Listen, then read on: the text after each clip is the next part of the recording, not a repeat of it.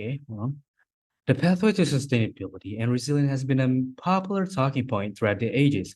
I can talk about it for hours, but today I am limited to only 5 minutes. My name is Nafil Hirzi, and I am a representative speaker from Universitas Almuslim. And this is my speech on what must be done to create a sustainable and resilient future. But first, let me give a little bit of background. My generation has been constantly warned about climate change and has left many of us feeling anxious about our future.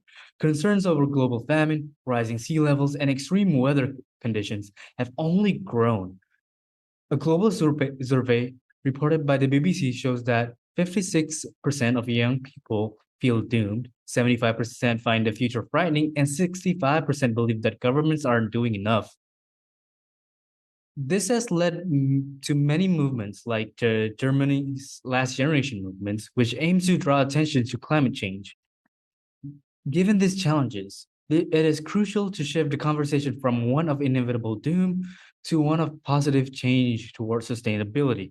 My goal today is to end the idea behind the last generation by creating a resilient, sustainable system that works for both today and future generations. But first, we must understand what sustainability or resilience means.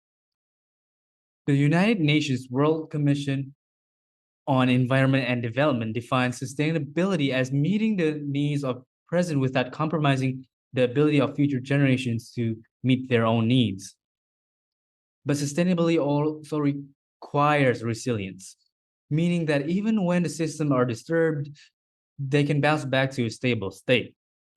To reach these goals, we need to reduce carbon emissions and invest in sustainable energy sources. Since 1960, carbon emissions have been rising steadily, with Asian countries' emissions nearing 2 billion metric tons, but about 40 times higher than what it was in 1960.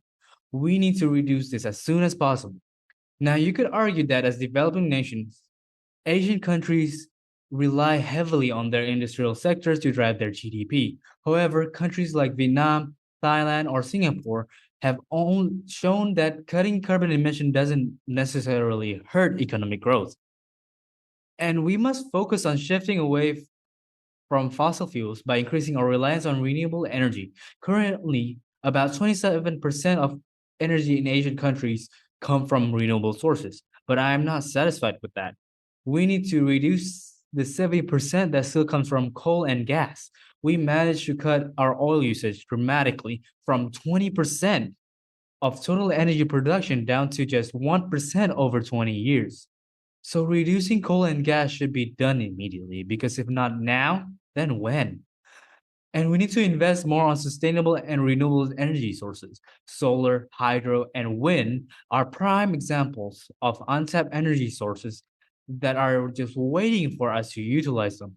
This is a huge potential for growth in renewable energy, especially as solar costs have dropped dramatically to only 3 cents per kilowatt hour, which is super affordable, even more affordable than coal, which is 17 cents per kilowatt hour. And lastly, nuclear energy is another option worth considering. A report published by the Asian Center of Energy suggests that nuclear power plant could be operational by 2030 in an Asian country.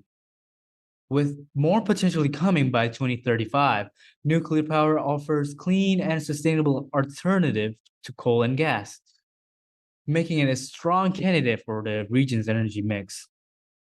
In conclusion, the escalating threat of climate change necessitates swift and decisive action by Asian leaders.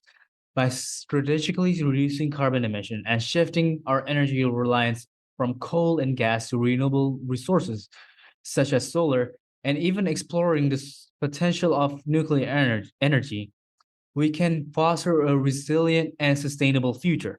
This approach not only addresses the immediate environmental challenges highlighted by movement like the last generation movement, but also ensures economic growth and environmental conservation. Ultimately, my commitment today is to ensure that innovative energy solutions and sustainable development will safeguard our planet and secure a healthier, more balanced environment for future generations.